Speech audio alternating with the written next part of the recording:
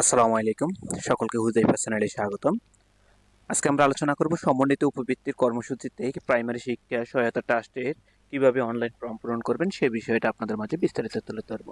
তো এই অনলাইনে ফর্ম তো করা পূরণ করার জন্য প্রথমে আপনাদেরকে যে কাজটি করতে হবে, PMEAT থেকে চার্জ করবেন, ইন্টারে ক্লিক করবেন। ক্লিক করার প্রথমে একটি আসবে প্রধানমন্ত্রী শিক্ষা সহায়তা ট্রাস্ট এবং লিঙ্কটি হলো pmeat.gov.bt। এই লিঙ্কে প্রবেশ করবেন। লিঙ্কে প্রবেশ করার পরে আপনার কাঙ্ক্ষিত ওয়েবসাইটটি চলে আসবে। ওয়েবসাইটটি চলে আসার পরে আপনি এখানে একটি জিনিস দেখতে পারবেন যে ই সেবা।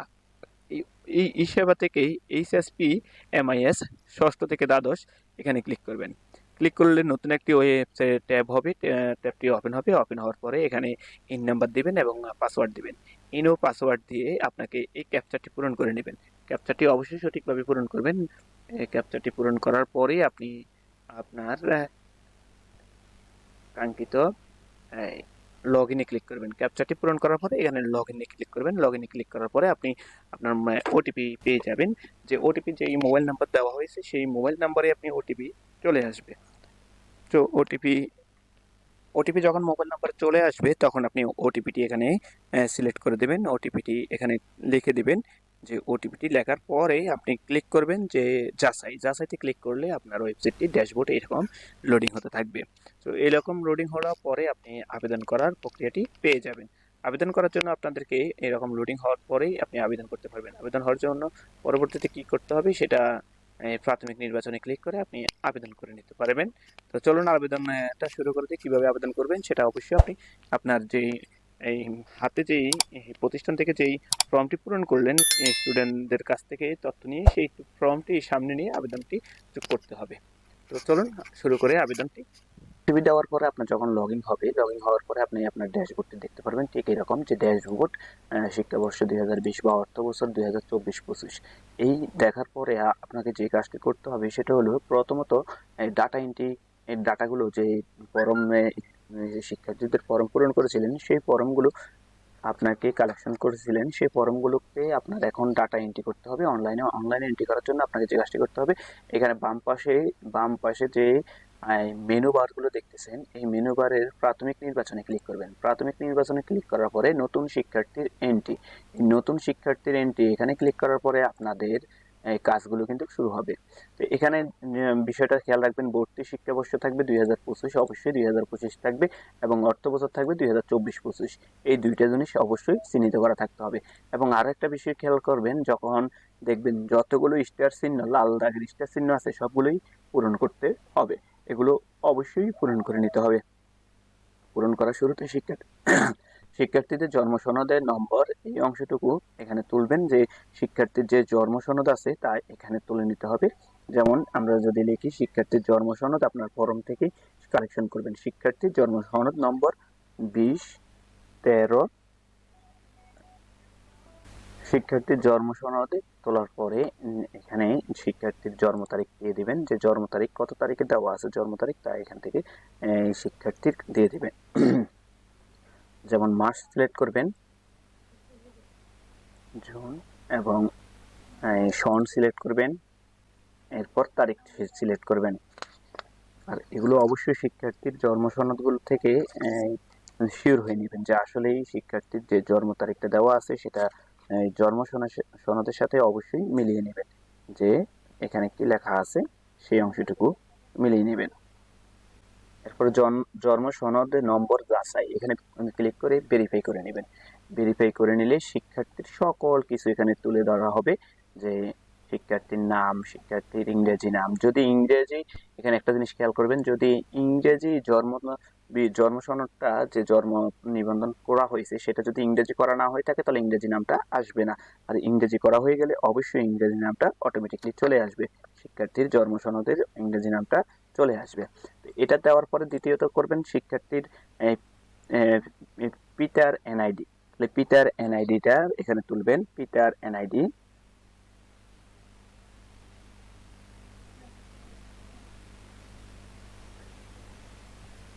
পিতার এনআইডি কার্ডটা তুলে পিতার জন্ম তারিখটা এখানে লিখে দিবেন।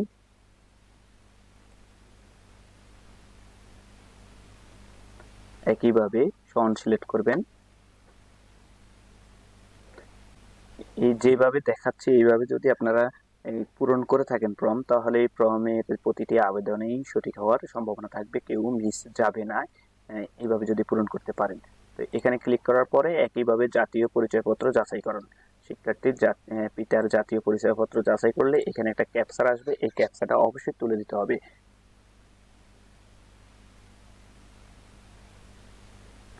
ক্যাপচাটা যদি বোঝা না যায় তাহলে এখানে রিফ্রেশ বাটনে ক্লিক করবেন, আর বোঝা গেলে যা যেভাবে আছে সেভাবেই লিখবেন। এরপরে ভেরিফাইতে ক্লিক করবেন। ভেরিফাইতে ক্লিক করার পরে এই রকম একটা মেসেজ আসবে, তো প্রদত্ত এনআইডি তথ্য সঠিক, আপনি কি অনুলিপি করতে চান, ওকেতে ক্লিক করবেন। তথ্য সঠিক না হলে আপনাকে তাও বলে দেবে, আপনার পুনরায় চেষ্টা করবেন। তাহলে এখানে ওকে ক্লিক করার পরে দেখা যায় শিক্ষার্থীর পিতার নাম এবং ইংরেজি ও বাংলায় দুইটি চলে আসবে। একইভাবে মাতার নামটাও একইভাবে আমরা তুলে ধরবো।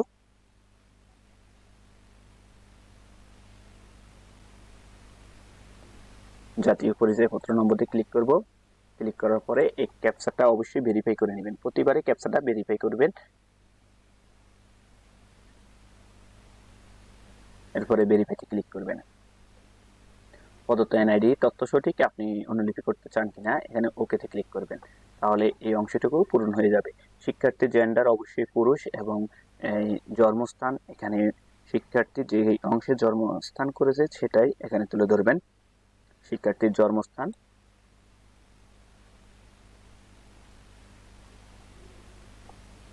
শিক্ষার্থীর ধর্ম, জাতীয় পরিচয়পত্র অটোমেটিকলি দেওয়া থাকবে, এখানে কিছু করতে হবে না, এবং পেশা দেওয়া থাকবে, এই অংশটুকু করতে হবে না। তো আপনাকে যে প্রথম কাজটা করলাম ব্যক্তিগত তথ্য, দ্বিতীয় কাজটা করতে হবে স্থানীয় ঠিকানা, যে স্থায়ী শিক্ষার্থীর স্থায়ী ঠিকানাটা দিতে হবে, যেইভাবে দেওয়া আছে আপনার ফর্মে সেইভাবে তুলে ধরবেন। বিভাগ সিলেক্ট করবেন, এরপরে জেলা সিলেক্ট করবেন, উপজেলা সিলেক্ট করবেন, এরপর পৌরসভা যদি আপনার সিলেক্ট করেন করতে পারেন, না করুন এখানে সিলেক্ট না লিখে দিতে হবে, তো লিখে দিতে পারবেন, না দিলেও কোনো সমস্যা হবে না। এরপরে ইউনিয়ন, এটাও আপনাকে সিলেক্ট করে নিতে হবে। ইউনিয়ন হলো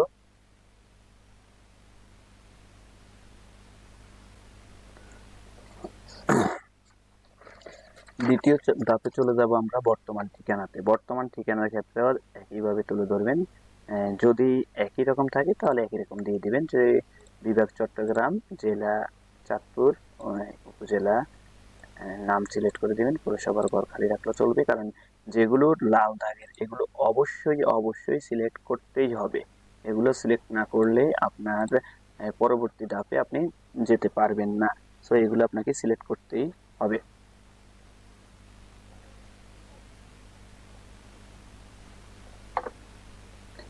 এবং পূর্ববর্তী শিক্ষাগত যে ইয়াটা আছে, পূর্ববর্তী শিক্ষাগত তথ্য, এই অংশটুকু আপনাদেরকে অবশ্যই দিতে হবে। পূর্ববর্তী শিক্ষাগত তথ্যটা ফর্মে অবশ্যই দেওয়া থাকবে।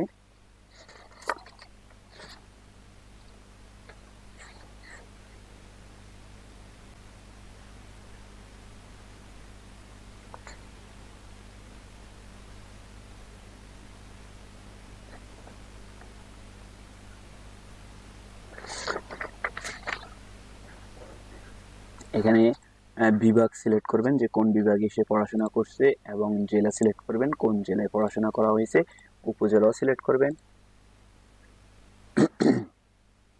এরপর কোন বোর্ডের আন্ডারে পড়াশোনা করা হয়েছে সেটাও এখান থেকে অবশ্যই সিলেক্ট করে দিতে হবে, যে বোর্ডের আন্ডারে পড়াশোনা করছে সেই বোর্ডের আন্ডারে।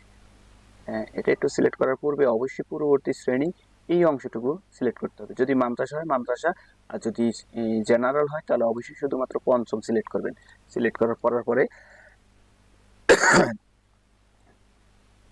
এখানে সিলেক্ট করবেন জেনারেল, আর এখানে সিলেক্ট করতে হবে অবশ্যই প্রাথমিক, প্রাথমিকটা সিলেক্ট করে দিতে হবে।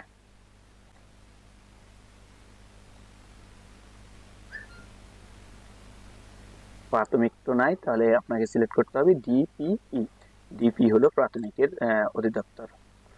আমরা যদি গুগলে দেখি তাহলে আমরা দেখতে পারি ডিপিই, যেটা হলো প্রাথমিক অধিদপ্তর, প্রাথমিক শিক্ষা অধিদপ্তর। তো এই অংশটুকু আমরা ডিপি বাংলা লেখা আছে, আপনারা এটাই সিলেক্ট করে দিবেন, এবং এখানে প্রতিষ্ঠানের নামটুকু অবশ্যই চলে আসবে। আপনি যখন প্রতিষ্ঠানগুলো আপনার এরিয়ার ভিতরে যত প্রতিষ্ঠান আছে সবগুলো চলে আসবে এখানে। রেজিস্ট্রেশন নং এটি অটোমেটিকলি সিলেক্ট করে নেবে এবং উত্তীর্ণ হওয়ার বছর এখান থেকে অবশ্যই সিলেক্ট করে নেবেন 2024। এর পরবর্তীতে এখানে বর্তমান যে শিক্ষাগত তথ্য একই রাখতে চান কিনা সেই বর্তমান শিক্ষাগত তথ্যগুলো অবশ্যই একই জায়গায় চট্টগ্রাম হাজীগঞ্জ এবং বর্তমান যে অংশটুকু দেওয়া আছে সেটা এখানে তুলে ধরবেন যে কোন শ্রেণীতে আছে, শ্রেণীটা হলো ষষ্ঠ এবং বিভাগ নির্বাচন করার কোনো প্রয়োজন হয় নাই কারণ এখানে বিভাগে দরকার নেই এবং রোল নাম্বারটা সিলেক্ট করে নেবেন এখানে রোল 1।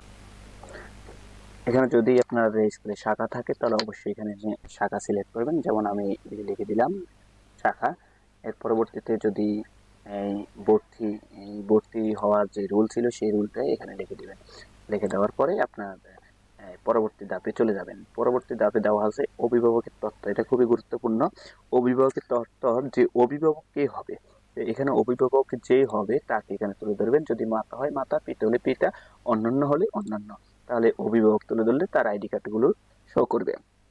এবং অভিভাবকের জন্ম সনদে অবশ্যই আপনি নাম্বারটা তুলে ধরবেন যে অভিভাবকের জন্ম সনদ, যদি জন্ম সনদ নাম্বার থাকে তাহলে তুলে ধরবেন, না যদি না থাকে তাহলে তো প্রয়োজন নেই।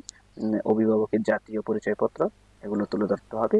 তো অভিভাবকের জন্ম সনদে এবং জাতীয় পরিচয়পত্র ইংরেজি নামটা সবগুলোই চলে আসবে। এরপরে পেশা, অভিভাবকের পেশাটা কি সেটা এখানে লিখে দিবেন যে অভিভাবকের পেশা, যে পেশা আছে সেই পেশাটাই এখানে লিখে দিবেন। পেশাটা এখানে লিখে দিবেন। লিখে দেওয়ার পরে অভিভাবকের মোবাইলটা খুবই গুরুত্বপূর্ণ, এটা অভিভাবকের মোবাইল নাম্বারটা আপনি এখানে লিখে দিবেন 001। আমি সবগুলা যেহেতু সিকিউরিটি পারপসে দেখানো যাচ্ছে না তাই দেখাচ্ছি না। খেয়াল রাখবেন যদি অভিভাবকের কোনো ইমেল থেকে থাকে তাহলে ইমেলটিও লিখে দিতে পারেন। ইমেল যদি থাকে তাহলে দিতে পারেন, না থাকলে দেওয়ার প্রয়োজন নেই। এর পরবর্তীতে স্থায়ী ঠিকানা, এটা হলো অভিভাবকের স্থায়ী ঠিকানা, সে কোথায় আছে এবং সে জিনিসটি অটোমেটিকলি শো করবে এবং গন্তব্য যেখানে যেখানে আছে তা অটোমেটিকলি শো করবে। এবং পৌরসভা যদি থাকে তাহলে যেহেতু দরকার নাই, পৌরসভা নাই। এই ক্ষেত্রে আমাদের যে বিষয়টা খুবই গুরুত্বপূর্ণ সেটা হলো আর্থিক অবস্থা সংক্রান্ত তথ্য। এটা কিন্তু খুবই গুরুত্বপূর্ণ। এই আর্থিক অবস্থা সংক্রান্ত তথ্যগুলো আপনাকে ভালোভাবে পড়ে তারপর দিতে হবে কে আবেদনকারীর পড়ালেখা খরচ বহন করে। এটা খুবই গুরুত্বপূর্ণ। আপনি যে অভিভাবক হবে তাকেই এখানে সিলেক্ট করবেন। যদি অন্য কাউকে সিলেক্ট করেন তাহলে দেখা যায় এটা আপনার আবেদন ফর্মটা বাতিল হতে পারে, আপনি নাও পেতে পারেন। তো যে খরচ বহন করবে তাকেই অভিভাবক করবেন।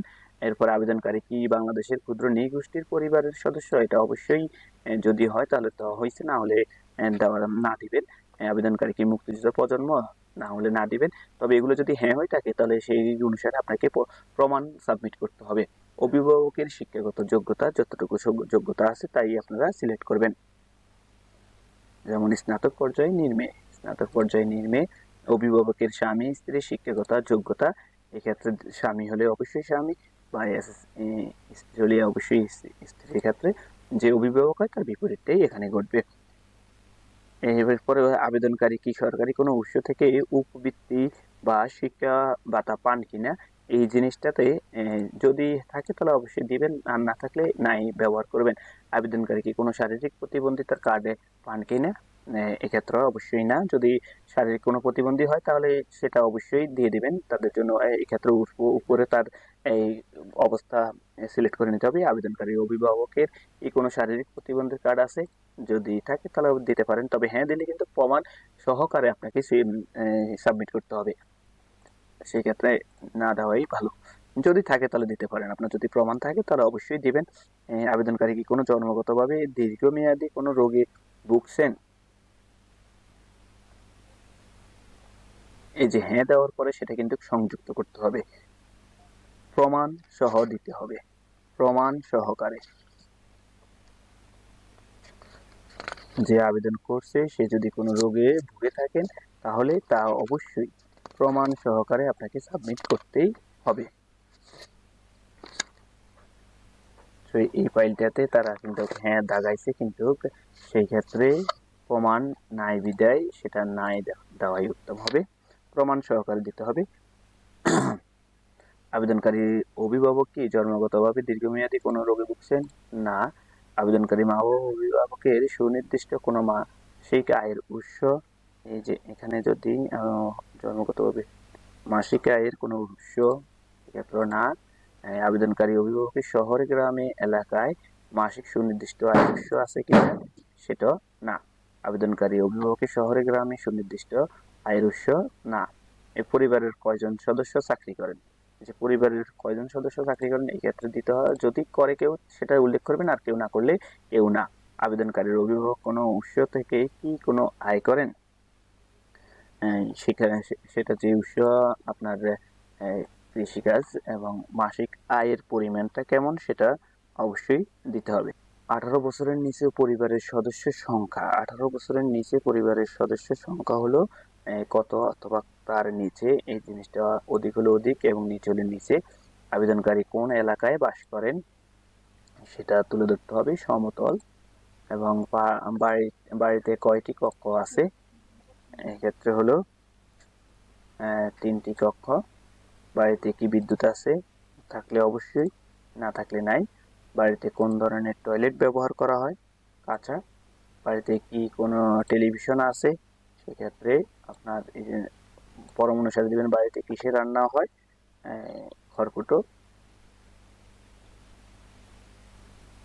বাড়িতে মেঝে কি দিয়ে তৈরি, মেঝে কি দিয়ে তৈরি, সেটা মাটি বা মাচাং।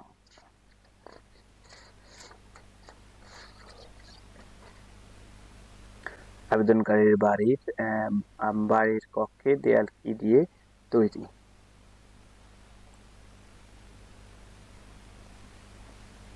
বাড়ির কক্ষের দেয়াল কি দিয়ে তৈরি, টিন কাঠ।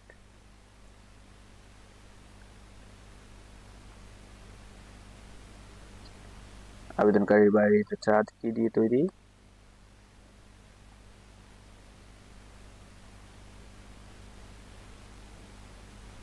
অভিভাবকের মালিকানায় মোট জমির শতাংশের পরিমাণ 10% নিচে।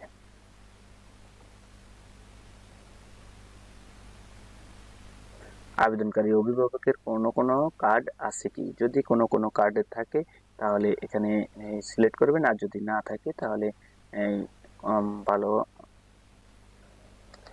এখন যে বিষয়টা আমরা আলোচনা করবো এটা সবচেয়ে বেশি গুরুত্বপূর্ণ, এটা হলো দেখা যায় পেমেন্টের ধরন। পেমেন্টের ধরনটা কেমন হবে সেটা অবশ্যই, যেহেতু নির্বাচন করেই দিছে যে মোবাইল ব্যাংকিং হতে হবে, তাহলে মোবাইল ব্যাংকিং এ সিলেক্ট করবেন। এবং মোবাইল ব্যাংকিং এর সেবা প্রদানকারী কি, এটা অবশ্যই নগদের সাথে যেহেতু চুক্তিবদ্ধ হয়েছে তাই নগদেই আপনারা এখানে লিখতে হবে যে মোবাইল ব্যাংকের প্রচারিত হলো নগদ, তো নগদটাই সিলেক্ট করবেন। এবং নগদ সিলেক্ট করার পরে এখানে অটোমেটিকলি এগুলো চলে আসবে। নগদ যখন সিলেক্ট করবেন আপনার চলে আসবে, কিন্তু আপনার মোবাইল নম্বরটা অবশ্যই এখানে আপনার নগদের নাম্বারটা এখানে তুলে দিবেন। এটা হলো হিসাবকারীর নাম, তো যার অভিভাবকের যে নামটা দিয়েছেন বা যেই অ্যাকাউন্টে নামটা দেওয়া আছে সেই অ্যাকাউন্টটাই এখানে তুলে ধরবেন। আমরা যদি এখানে চেক করে নিই যে মোবাইল নাম্বারটা কার নামে আছে সেটা কিন্তু এখানে চেক করে নিতে পারেন। অভিভাবকের এনআইডি কার্ডের সাথে মিল রেখে কিন্তু আপনার এই অ্যাকাউন্টটা অবশ্যই খুলতে হবে, তাহলে সহজেই আপনার আবেদনটা গ্রহণযোগ্য হবে।